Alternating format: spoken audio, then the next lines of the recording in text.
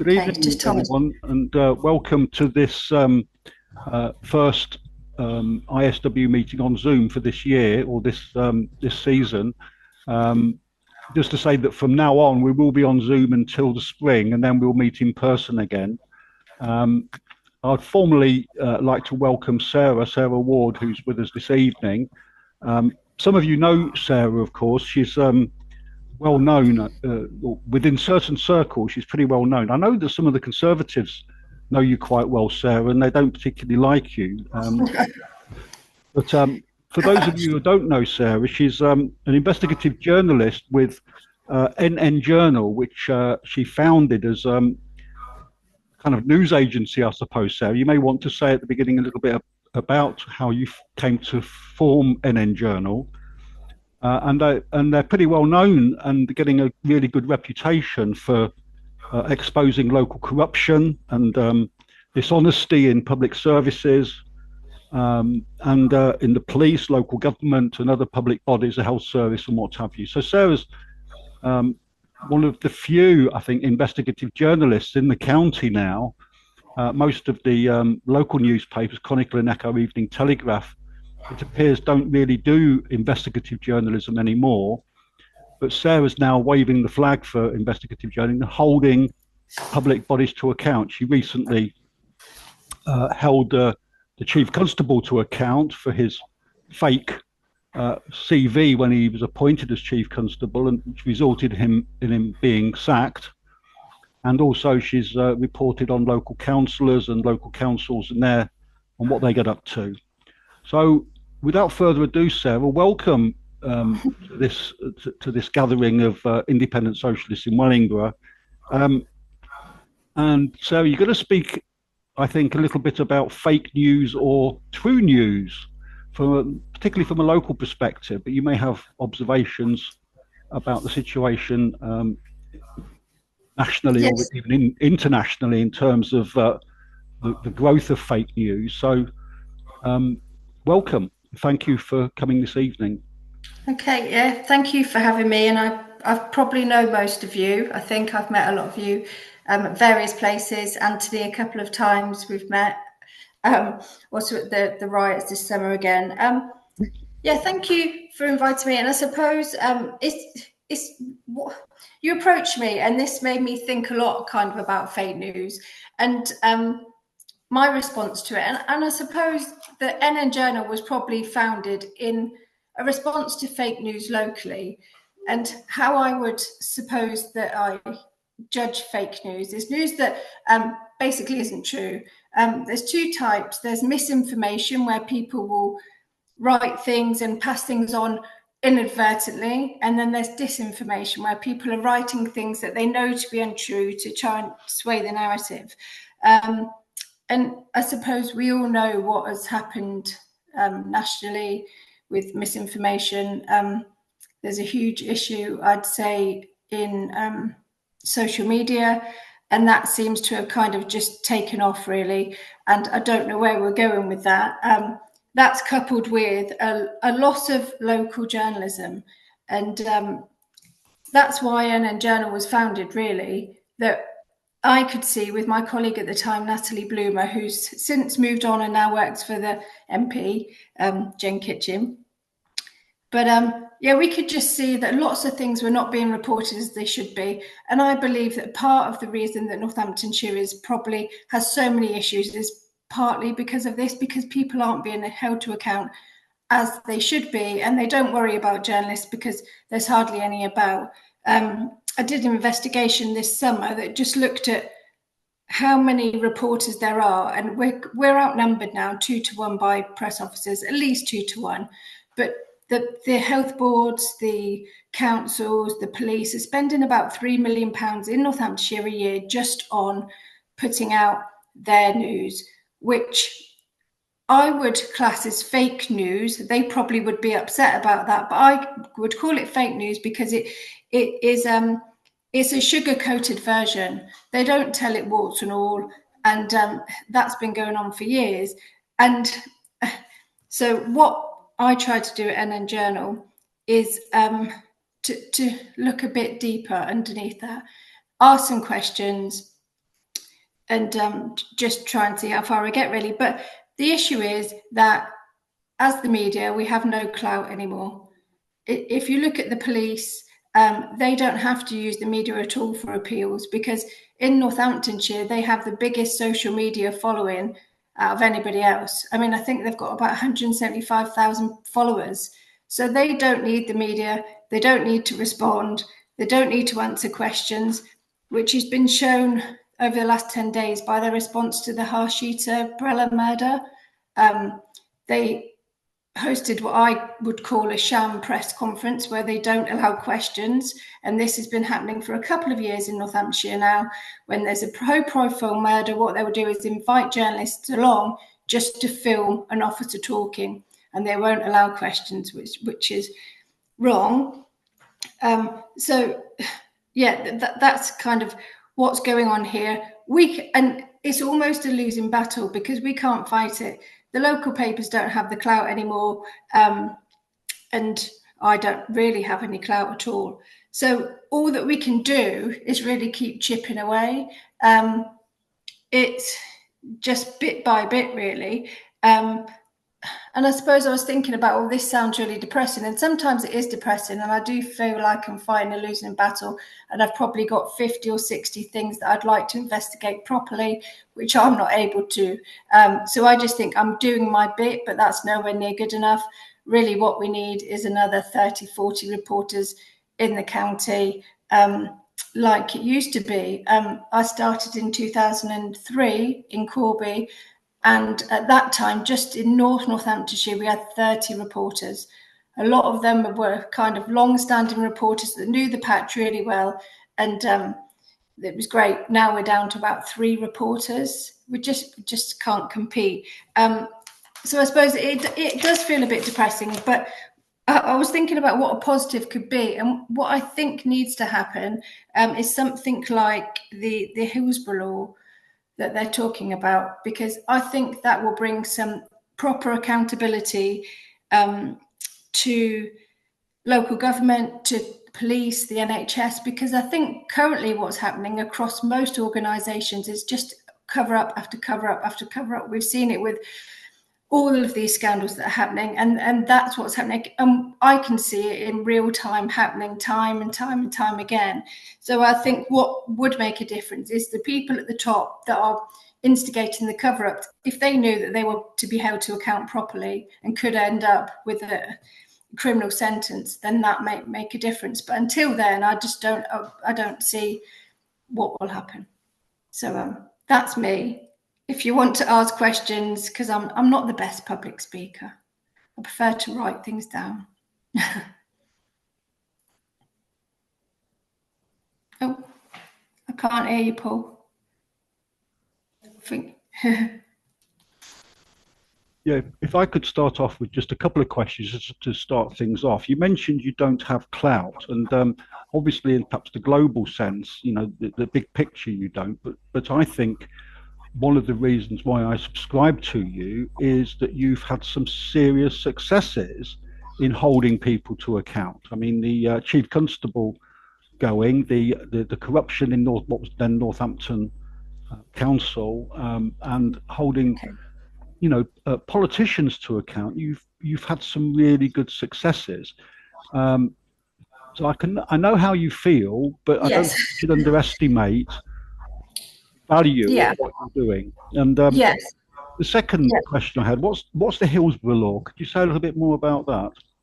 That will put, I don't know a huge amount about it, but it will put an onus on authorities to basically, to be honest, to tell the truth, to kind of stop these cover-ups. There'll be which they should do anyway, but it typically doesn't happen. And who is held to account? Over the post office, over the blood scandal, over Hillsborough, nobody seems to be held to account. They move to another organisation and they fail upwards time and time again.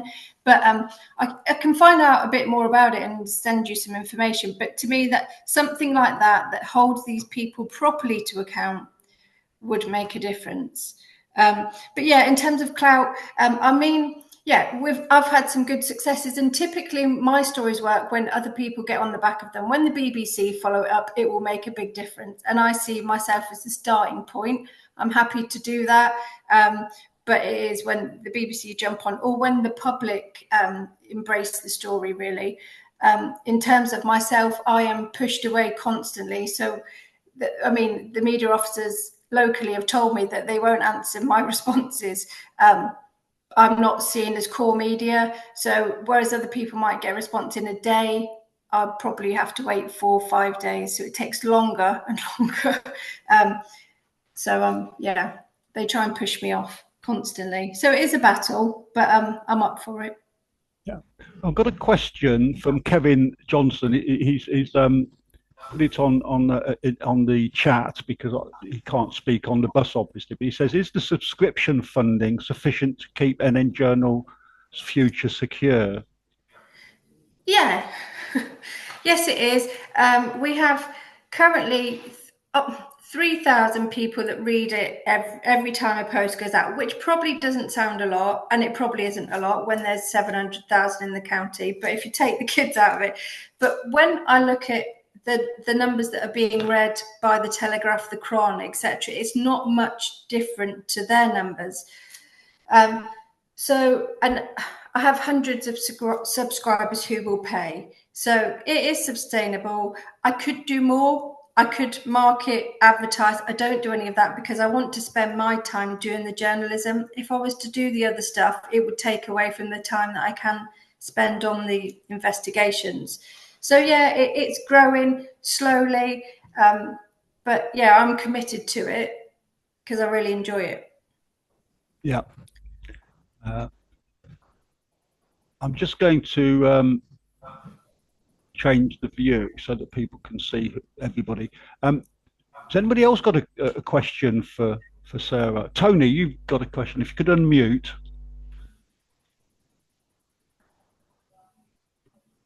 Yes, a couple of questions in a sense. One is particularly about the way in which finally the chief constable's his behaviour was unmasked, and that went national, I think, didn't it? And featured in some of the national papers. The Sun, I believe, was one of the papers? Yeah.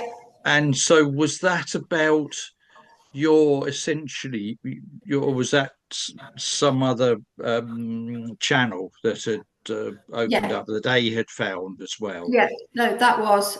So yeah, it was all a bit odd at that time because we had the police commissioner having his issues, and hiring his rumoured girlfriend, etc. It's just that at that point the force was in a real problem, and as reporters we know when it's getting bad when we get lots and lots of leaks from people within an organisation, and people were leaking left, right and centre because they weren't happy with what was going on. In terms of the chief constable, it was actually, I think, a resident that tipped off the Sun first. So it was the Sun, Jerome Starkey, that went with that. And then it just all unravelled from there. So it was kind of a collective effort. I was getting some things that other people weren't getting. And then we were kind of all following each other. With a story like that, I think the media are happy to work together because I was sharing information with the Sun. The Sun, it was reciprocal, because you just want to get the story out in instances like that. Really, you want to get to the bottom of it. But it does make a difference when it goes national, definitely. The other thing I wanted to discuss with you is something to do with how NN is a independent and sort of separate channel, and it has to do with organisations like the BBC and the local BBC Northamptonshire, which has been, every year on year has been reduced of resources to do a job. Because I think I know that NN has expanded to take in more cultural and art concerns, hasn't it, in recent weeks? So it's expanded its sort of remit beyond local politics. So that's very important. But in another way, you know, it's people who subscribe to NN who get what they want. What concerns me also is some discussion about how the BBC is something that addresses the whole community, irrespective of people subscribing. It's available to everyone, and the sort of capacity for them to do inquiring work, whilst there are pressures upon them over reducing resources and so forth. Yes. Do you want me to talk about what the BBC or I think NN and the BBC and what you think as ordinary citizens in Northamptonshire what we should be demanding, you know, of the BBC in terms of being a national forum, national cultural vehicle, so forth and so on. Okay. Am I making some sense? Yes. I suppose I haven't ever really thought about it. It is sad what's happened, that there are fewer and fewer BBC journalists around. I do think they have some good investigative. They have John Imunger, who's doing a really good job locally. But I suppose I don't listen to Radio Northampton. Right. So I don't really know. I do now and again, but I've got things on. But I think that they do a very good job. But yeah, we're a subscription model, but typically I give away probably 75% more than that free. Right. Probably shouldn't say that, because I just think, you know, news should be kind of for everyone, and if people really can't afford it, then I'll just give them a free sub. Probably shouldn't say that either. Because that's how I think it should exist. But the BBC, I think it's taken over to a certain extent. I think there are concerns from local papers that they're widening their remit in terms of their website. And I can see that perhaps some of the standards, I would say, locally are reducing. You can see that they go to social media to pick up stories a lot, which I don't think that's great. But something that I wouldn't do. I don't log on to Facebook or anything most days, and none of my stories are picked up from there. But they do a lot of that. Just the way it's going, I think. I don't know. What do you think of what prompted the question? I think it's partly prompted from a point of view of it seems like a lot of news organisations are now, you know, as a socialist in Northamptonshire, I'll become involved with NN because you look into a lot of the politics and so forth and what's happening behind the scenes, which I'd never find out otherwise. And similarly, at a national level, I look to left-wing channels of communication. But it does make me think, on the other hand, that we need some sort of national forums of, you know, which bind, if you like, are much more unifying across the country at a national level. But when you look at the BBC nationally, it's, you know, the television and radio is almost continues to be dependent upon press. You know, the big right-wing newspapers, and they virtually take a lead from them. So I think some of the fake news comes from, you've got a national press which is less and less read. So you've got all those papers we all know of, they're less and less read. And then the BBC comes along, either radio or TV, and simply repeats their headlines from the front pages. Yeah. And I personally think a lot of the fake news is to do with that sort of ecology. that sort of Yes, they're recycling feeding of on something else. information, and Yeah. the lack of independent people around nowadays, locally. Well, locally we're quite well off with yourselves, but nationally it's quite it's very Yeah. poor, very bad indeed. Yeah, no, I suppose I would agree. I mean, I have got a certain working relationship with the BBC because I was a local democracy reporter here. So I had some of the BBC training, and I became aware quite quickly that I wouldn't fit into the BBC because Right. I felt I felt that there was you had to, toe a certain line, think a certain way, which, I'd be kicking against the system, asking questions. And I felt that there was a real hierarchy there, and, it works like that. So, yeah, but what they have done, and I heard something the other week when I went to a conference, that they do BBC Verify now. So they have a whole department that fact checks. And that seems to have a lot of reporters there that are in it kind of for the right reasons. Right. But yeah, I suppose it comes down to the management at the top, doesn't it? I know what they're doing locally, which I'm looking forward to, is they have put a huge amount of resources into, the toxic waste story here in Corby, which Netflix are covering. But the BBC has spent 6 months now looking at the story and interviewing lots of people, and that's going to come out. So that should be great. I've had a little bit of input into that. But yeah, I know I probably shouldn't say this, but with the story about the council leader who was the domestic abuser, I know that I think that there was some hesitation about perhaps holding him properly to account because he would often appear on, there was a working relationship there. I don't have that, and everybody that I speak to, all my contacts will know that at some point, I tell them, don't get too close, because I'll happily, if you do something wrong and I think it's corrupt, then I don't have any links with anybody at all. Try not to. Well, I don't. No one's off the table really for me. Thank you. Thanks for your comments. Thank you. Yeah. Does anybody else want to say? Otherwise, I'm going to make another point. Nobody. Okay. I mean, one of the most blatant pieces of misinformation and fake news, which virtually the whole of the media covered without question, was the so-called anti-Semitic riots in Amsterdam. With the Maccabi football fans, where the Israeli government issued a press statement very quickly after the violence, and everyone reported it from the Israeli perspective and presented it as an anti-Semitic pogrom.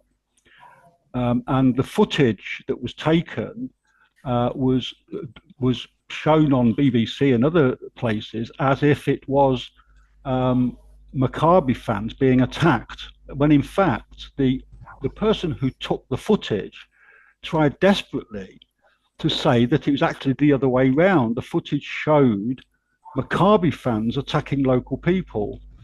But very quickly the narrative, not just in Britain but worldwide, that fake news about that incident has set the narrative, and it was pretty appalling. That journalists never fact-checked or questioned what was being printed, and then suddenly everybody is retracting, but in the small print. The head of the police in Amsterdam issued a statement. The mayor, who called it an anti-Semitic pogrom, issued a statement saying it wasn't true what they'd originally said. But of course, the retractions are never remembered. And this is the other thing about fake news, that generally if journalists don't act professionally and get the facts right and double check them and make sure, then the fake news quickly becomes the news, and anything that counters it from then on makes no difference to the narrative. Yes. I don't know if you've got any examples of that locally, Sarah, where something's become I don't know. Not quite as bad as the incident in Amsterdam. Yeah, I don't, I'm afraid, because I don't have a good memory for things like that. I'm one of those, it goes in, I forget it and move on, and then I have to check it again.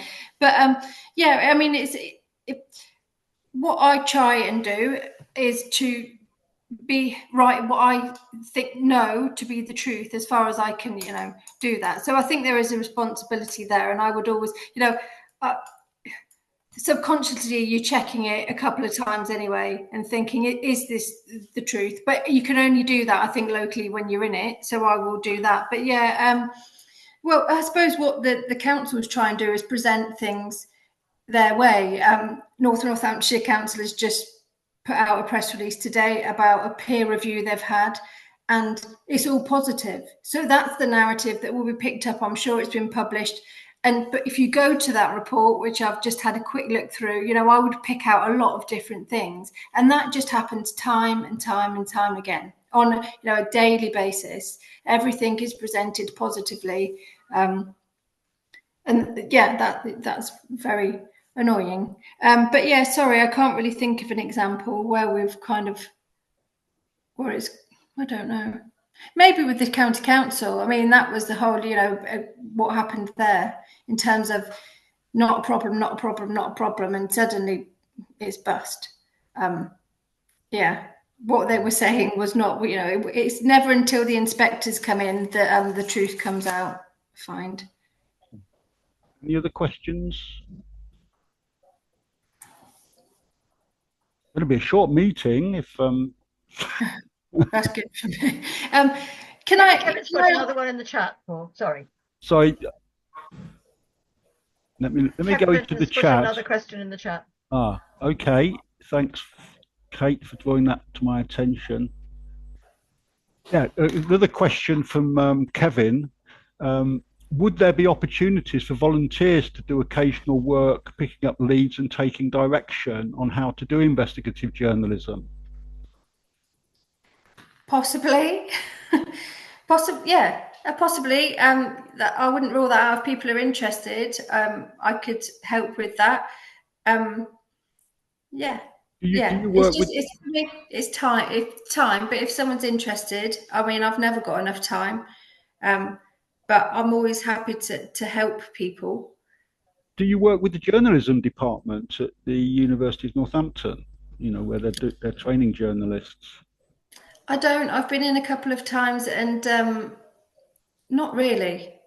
I don't. Because it does take quite a bit of training. So my training, what did I do? I've got an English degree, and then I did a postgraduate course at Leicester, and then I went to the local papers. But so there's media law that we have to know, because defamation obviously is a bit of a problem. Shorthand is a key skill that a lot of reporters don't have now, so we'll have that. That takes a while to get your shorthand up to scratch and stuff. So it does, but I think a good reporter is someone who really is interested in their local community and wants to get to the truth. But yeah, if there are people that are interested, then definitely I will take them on, help them out. There is, my issue would be that I would have to fact check every line, which would then take me a little bit of a while. But yeah, yes, Kevin. How could we support NNJournal? Are there things that we as individually or what have you could do to boost your subscriptions and? Yeah, if you could share, or a lot of readers are kind of word of mouth. So if you just mention it, if you enjoy what you read, then if you mention it to other people, I mean, I wouldn't mind asking, what do you think that is not good enough for NNJournal? What do you want to see more of, less of? Is there too much council stuff? Is it the same stories? The things I haven't looked at? Anyone?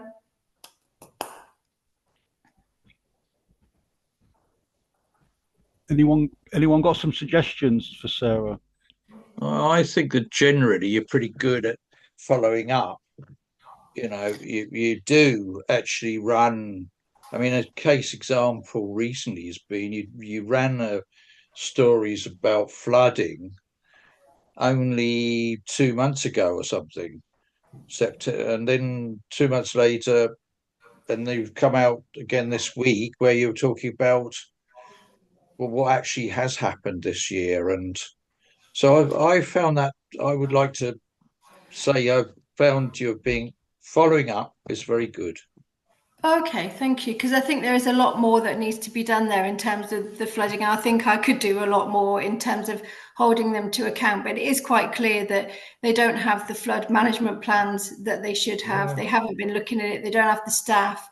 And it seems like it's going to be a huge issue for Northamptonshire now, doesn't it, going forward? I mean, we can't say it's freak weather now. This is it. And I think the pressure will be on our MPs, our council leaders, to actually do something proper now. So I will keep writing about this. And I do have a campaigner in Northampton that keeps ringing me up, who's been on it for 20 years and who's very cross about a lot of things that should have been done 20 years ago that haven't been done. So I will be looking at that a bit more. So yeah, there's more that can be done. That's very valuable, I think, particularly from some of us who've been involved from the environmental situation, because things were done 15 years ago or whatever in Northampton itself over the Far Cotton flooding. But it's clear that actually the climate change has you know, the whatever defences they put in then, which were done then to something, have not been sufficient in relation to how much more of a problem there is in terms of rainfall and the change of climate. Yeah, I think they are concerned about having another kind of 98 type flood. And I mean, what I'm looking at now is whether the council has, as the local lead flood authority, whether it's in breach of its duty really, because to release all that water, they know those people live there permanently. It's not just a floodplain, they're kind of sitting ducks really. And are they in breach of health and safety? And I think there's a conflict between the fact that they're the housing provider and they've got no homes, no money. They don't want these residents turning up and saying, please house us, because they can't afford to and they've got nowhere to go. So I think there's a conflict there. So I will start to look at their legal duties, because I think what they've been saying currently isn't good enough. And they know that a lot of these people have nowhere else to go, and they've sold their bricks and mortar. And I just think, I met a family down there and they said that every time it rains, their young daughter gets really upset and cries. And now when it rains, I think about that. That's no child should really be living in that situation where when it starts to rain, they get anxious. And that's where they are. So, I'm going to try and push it a little bit more, but trying with the MPs really and see what they can, if they're going to do anything, because I suppose they have to. I suppose I've got one other thing that I wondered about, where Paul was saying to do with support and so on. How much is there a network of independent outlets like yours amongst other places elsewhere in the country? Do you get mutual support? Yes, there's a great one. So there's a few, and independents are popping up all the time. And I don't know if you've heard of things like the Manchester Mill, the Birmingham Tribute, they are doing it and doing it really well and making some money out of it, serious money. So it can be done, but typically it seems to be being done in the cities. So Manchester, Glasgow, smaller places and counties that are made up of smaller towns, it's harder for it to work. But there is a network. It's called the Public Institute News Foundation. And so that I have a chat group. There's probably about 50 different people in that all give each other advice. We have conferences. So it is growing. The issue is that the government, I think Lisa Nandy's been talking about local news, but the government are still giving all their money to the legacy media, the likes of Johnson Press we have here, it's called National World now. They scoop up all the cash in the form of public notices, huge amounts, and no money comes really to local independents. There's no grants currently available. So most people you'll find are people like me that do it, because of the love of the job rather than the finances. But I do think that some of the media that's around are, with all the clickbait and the stories about, I don't know, what to eat for dinner and all of that, I just think it's a shame that it's gone that way, and it shouldn't be happening, and they shouldn't be given money to write crap like that. You might want to have a word with Natalie now that she's got an in with the local MP, Yes. in terms of the way the government could support independent media. Yeah. I mean, everyone spouts about free speech, don't they? They all go on about it, including the far right.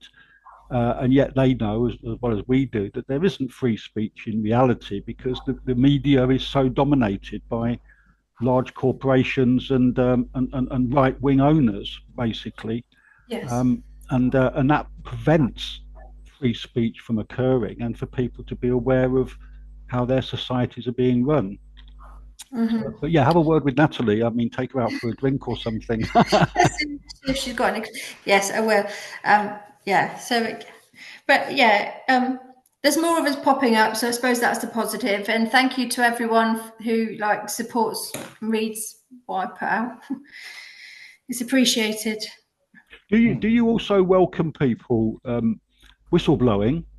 Is that Yes. something that needs to be encouraged? That Yes. people in public service, there are whistleblowing policies in most organisations, and as long as they follow certain procedures, there's no reason why they shouldn't be contacting. Yes, people. I have found over the last year, I'm having a huge number of people from inside organisations that are happy to say what's really going on. So that is coming more and more. So a lot of my stories will come from there. Yeah. So any final questions, anybody, or comments or observations before we perhaps have a short break and then come back for? Kevin has put another one in the chat, and Wilkie's had his hand up for ages. Another one in the chat. Just a second.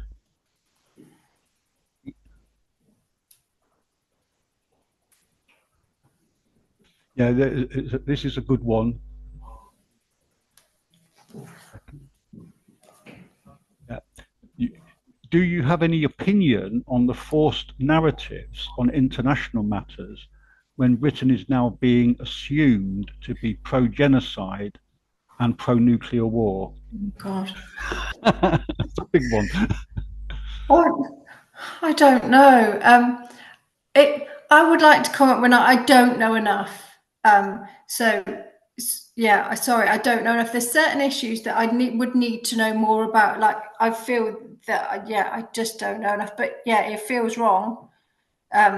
But I can't really articulate that. There's some matters that I feel like I would need to have some kind of personal experience or something to have an honest opinion about things. There's things that I don't have an honest opinion about. I don't get into, or some knowledge. So yeah, I know that sounds like a cop out. That's probably. Would you be interested? I mean, Kevin's presumably still on the line, and Kate's here as well, who has a lot of contacts with Palestinians within the county. Okay. People who've lost family in Gaza. I mean, I know of families that have lost members of their family in Gaza, but there's not an inconsiderable Palestinian community. And that may be something that you'd like to pick up on. Of course I would. Yeah, would you mind that, Kate? I mean, I know it's sensitive, but if people did want to speak to me, of course, yeah. Yeah, I'm not sure what Paul asked. I mean, yes, I'm keen on. But was Paul asking if you would do something, or what? Sorry, Paul, I didn't. Yes, I was asking whether Sarah would like to perhaps interview some Palestinian families in the county, like Allah, for example, who've lost family in Gaza, who have got really personal stories to tell about what's happening there. In terms of there is a possible, probable, actual genocide taking place there, and the international court has now issued the warrants for the arrest of Netanyahu et al. And so therefore this is a story that's going to run and run and run, but we very rarely hear the narratives of personal stories from Palestinians in the UK. So may I make another suggestion as well? If you were going to run with that, Sarah, and Allah is a mutual friend and very, very, very contactable. And not only that, of course, his daughter would possibly talk about it, but Allah's very good. But also, I have contact with people in the West Bank, daily contact, hearing from them, and something that is not covered at all really in any news except headlines on Al Jazeera is the extra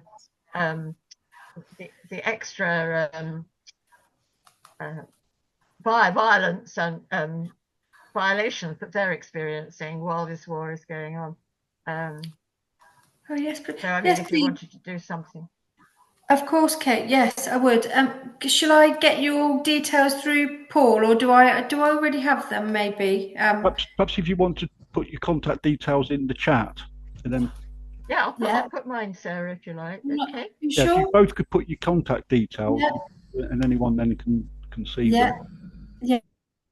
No, I would. Yeah. Let's have a 5-minute break, and then we come back.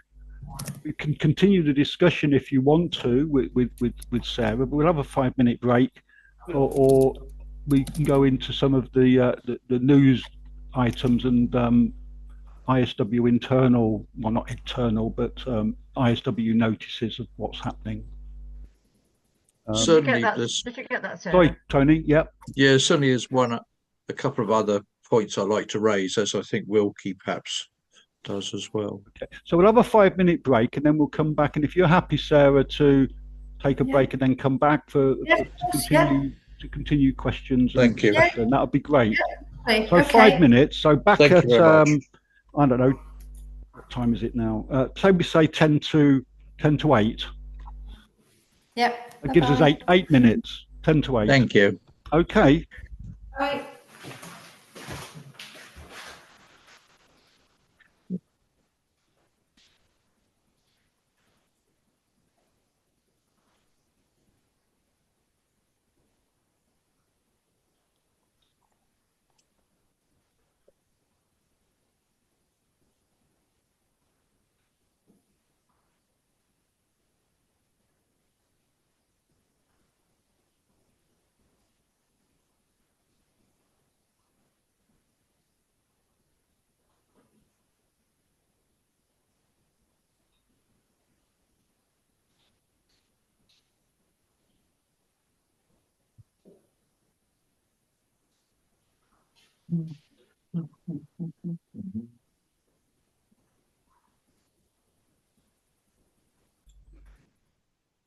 Hi, welcome back to the second half of our event with Sarah Ward from NNJournal.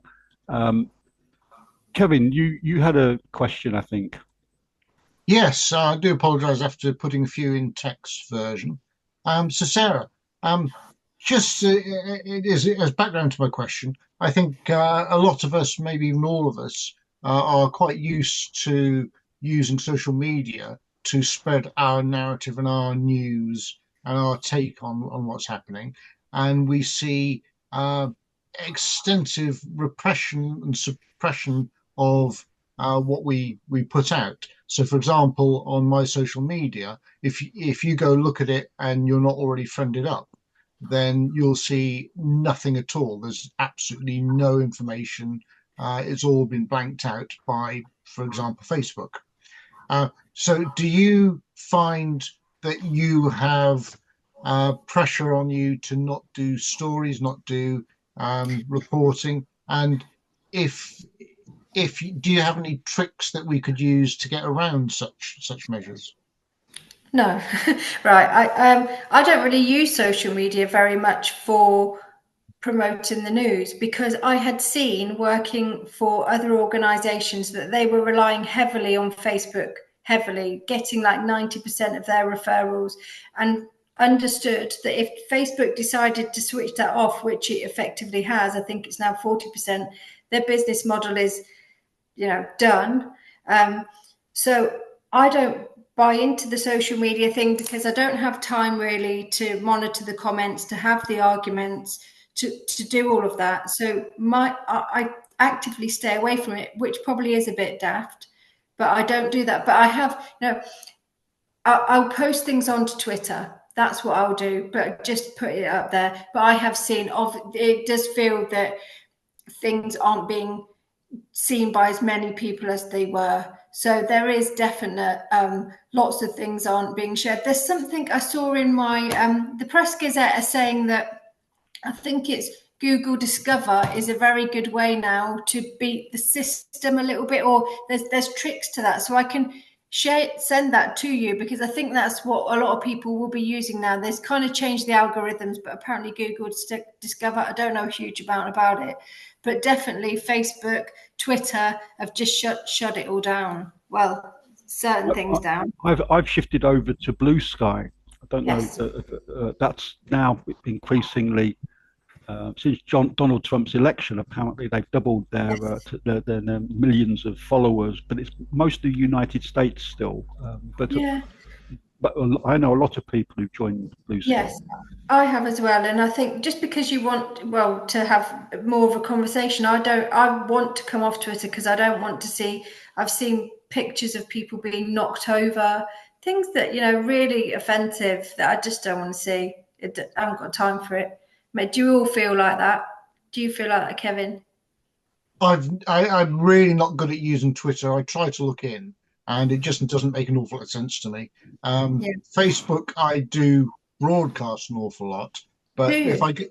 But if I go in, like I say, with a secondary Facebook sign-on, and I look for my own profile, Can't find it. No, I can find the profile. There's absolutely nothing posted there. And this is clearly suppression, which is, I'm sure, approved of by the various states, but it's done through a commercial enterprise. So even the United States laws and freedom of expression also freedom of speech don't count. And we don't have freedom of speech in this country. So, it's whatever you can get out there, and then hope you don't get arrested for it. And just for example, you'll probably know there was a lady who called for making this Christmas a Palestine Christmas, and somebody complained that she was denying the Judaism of Jesus. So she was arrested, put in prison, and during her arrest, 17 big policemen came to a house so they could go through as a fishing operation, find out what else they could find within a house. 17 of them. So the repression is real. Yeah. Well, I hadn't heard of that. Sorry. In this country. In this country. Yeah. No, it does. Feel like that. We'll let you know if that happens in Northampton. Yeah. Oh, Kevin. Well, we are seeing a bit more. A little bit of stuff. I mean, there's one thing that happened some time ago, but Anthony, I think, was involved in this when we. Marley Lyman, I think you know Marley. He was before the courts in Northampton, and there was a little protest outside, and 2 police officers, armed police officers, turned up, and which was really threatening because normally we don't see arms from police officers, but for this protest there was 2 of them. Were you there, Anthony, when this happened? No, I wasn't actually. No. And I made a formal complaint about this to the police because I think it's not on that they turn up to a peaceful protest with guns, and the complaint was dismissed because they said it just so happened that these police officers were passing by and decided to come and support their colleagues with managing this very small protest. I mean, it was really even so they should have left their guns in the car. But there you are. Mm-hmm. Yeah. Very intimidating. Yeah. Have you noticed the change over kind of the decades, or what's happening now? I mean, how would you describe the situation now in terms of repression of speech, protest? I think if you, I mean, Kevin and Kate may wish to. I think anything to do with Palestine, Israel, is now the dominant narrative is that you are anti-Semite, and so the Israeli government is being given a virtual blank check to do whatever they like, and as soon as you do something, I mean, they even accused the head of the International Criminal Court and of being anti-Semite. Anything that challenges what Israel's doing or even questions it is labelled anti-Semite. It's very interesting. I occasionally dip in and read some of the Israeli press, particularly Haaretz, Keiton, which is a kind of progressive newspaper in Israel. And they say far much, they're reporting far more about what Israel's doing in some ways than the Western media. But because they're a Jewish newspaper and soft Zionists, that I think they'd be described as liberal or left Zionists, they're getting away with it in Israel, but what they're reporting is not reported in the West because it would be labelled anti-Semitic. It's really quite bizarre. So anything to do with that, I think, currently is really, really problematic. And as Kevin said, people are being arrested and charged with being anti-Semitic. The cases, broadly speaking, are being kicked out. I think most of them are being kicked out. There was the teacher she was on a Palestine demo and put pictures of Kemi Badenoch, I think, and Priti Patel and reference to coconuts. And she was arrested and charged with being racist. The case was kicked out of court, but historically, it's common to refer to some people who as coconuts, and that's been perfectly acceptable up until recently. Okay. And that teacher lost her job as a consequence of that. Yeah, I remember. Oh yes, it's quite intimidating. For me, it's not a worry. But if you're an international student from Palestine or say from Far Eastern country, people daren't speak out. Really, there is a real feeling. It's probably teaching grandmother to suck eggs, Sarah. But what they're doing is, I haven't read the letter of the law. Kevin probably has. They're using the 2000 Anti-Terrorism Act. okay. In a way it hasn't been used before, and that's how they're doing this. And they pick up, for example, I don't know if you said this, Paul, I was hunting around for where I had to put my hand up. They pick up on slogans on the marches, for example, and they pick people out and arrest them if they think the slogans are indicating support for a terrorist group, and that's very vague. And then they almost immediately release them on this occasion, but otherwise they're just using this act to arrest and imprison on remand people who are acting for Palestine. And the thing, Sarah, you probably noticed this, but the thing I find very strange is I have heard quite overt hate speech from pro-Zionists. One person, absolutely lethal, and I'm sure you know of her, is Melanie Phillips, the journalist. Oh yes, yeah. And she wrote on her, I only see her emails, I see them to see what she's putting and don't often read them. But for example, do you remember when all the devices exploded in Lebanon? And that was attributed to Israel, which was definitely a war crime because it was killing and injuring civilians completely at random. And she was actually celebrating it and encouraging her followers to celebrate. And I thought that's appalling, but they don't get picked up as hate crimes or hate speech. No. Okay. Yeah. So what do you think is driving this? Kevin, come in. You come in. Yeah, I think we can say that Starmer has come out and said he's unconditionally Zionist, unconditionally.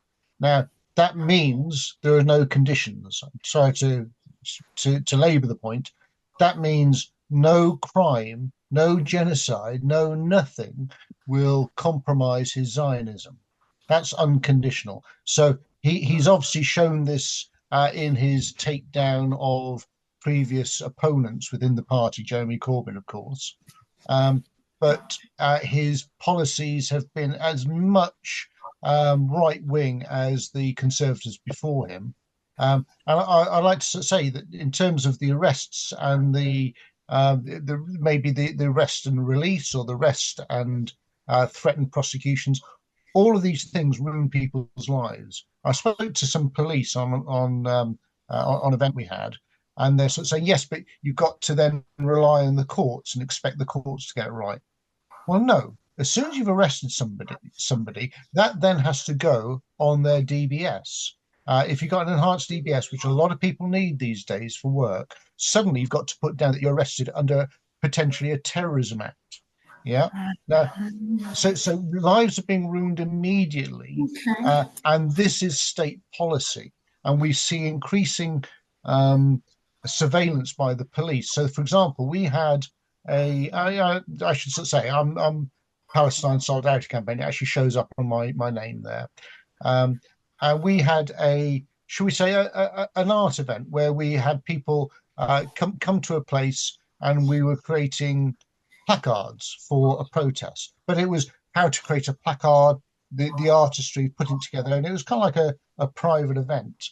And we had police turn up there and ask us to show them our placards, and it was absolutely amazing that they had the cheek to do that. So we are getting a lot of monitoring, and this is us as a very, very low key, very law abiding organization, because the general gist is that the state wants everybody to be pro-Israel, anti-Palestinian, because we have to support the genocide that is being carried out and that will be continued to be carried out.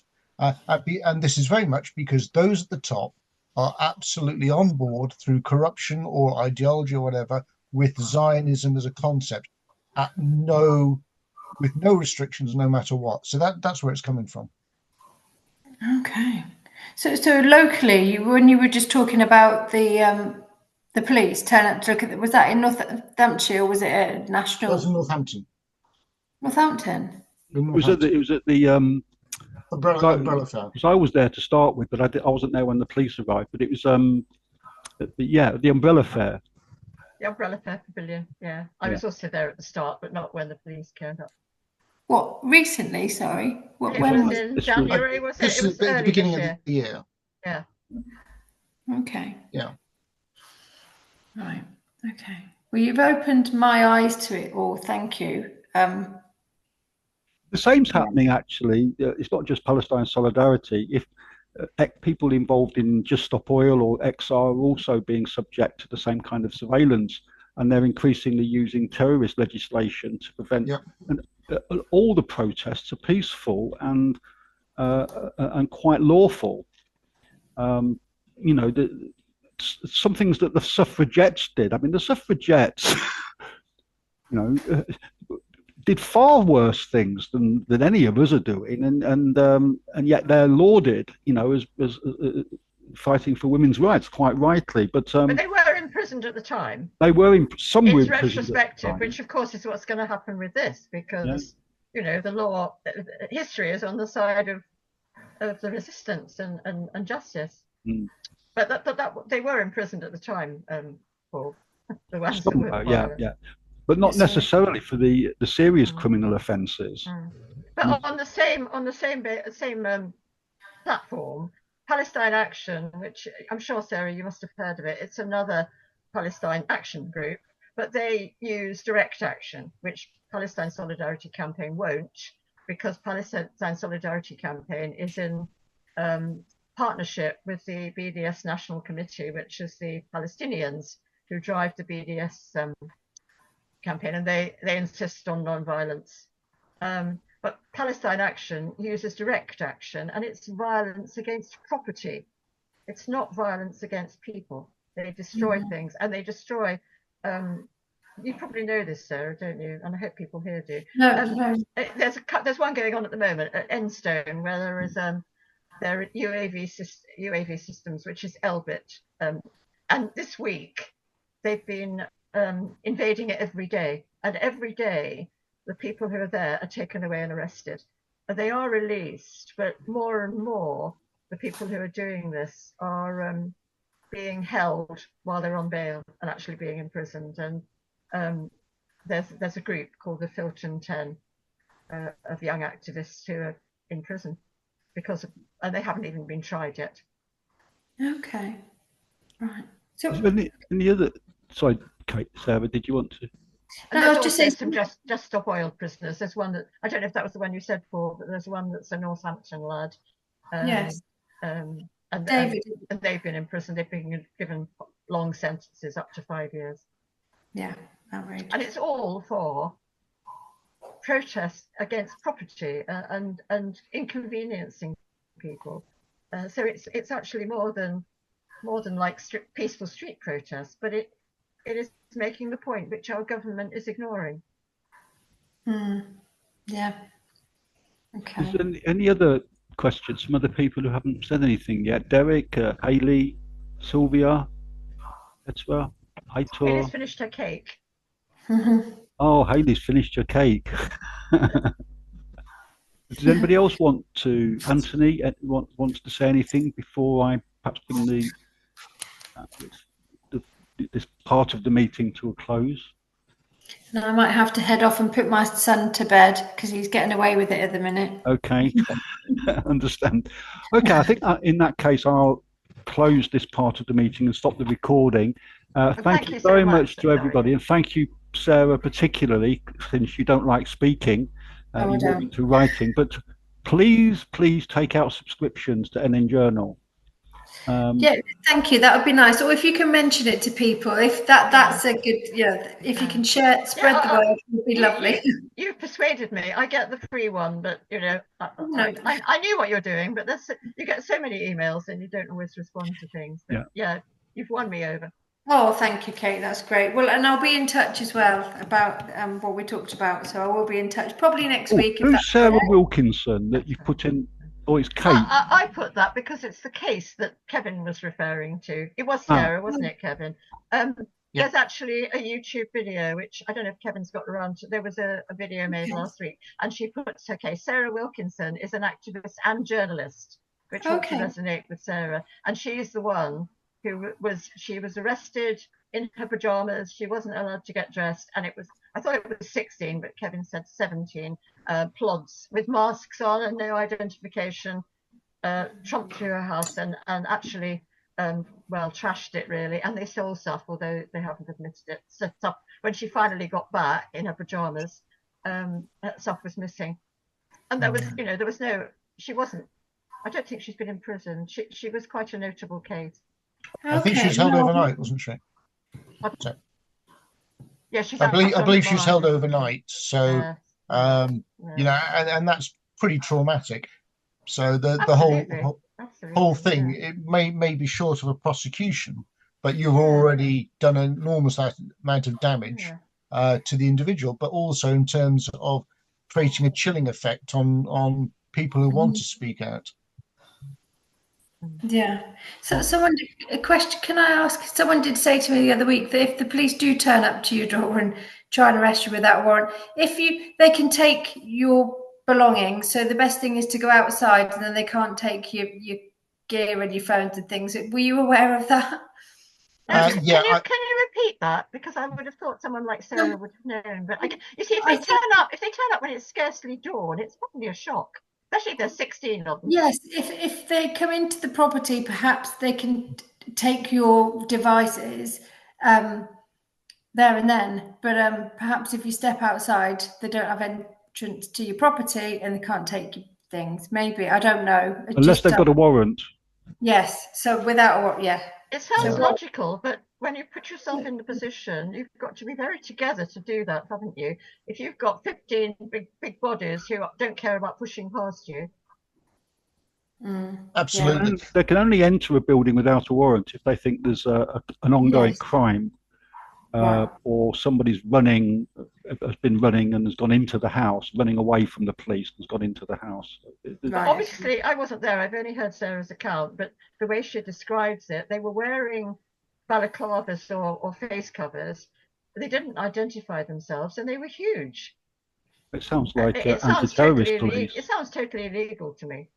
Yeah. Yes, and once you're arrested under the Terrorism Act, the rights I think you have don't apply. You don't have your telephone call. You don't have access to a solicitor.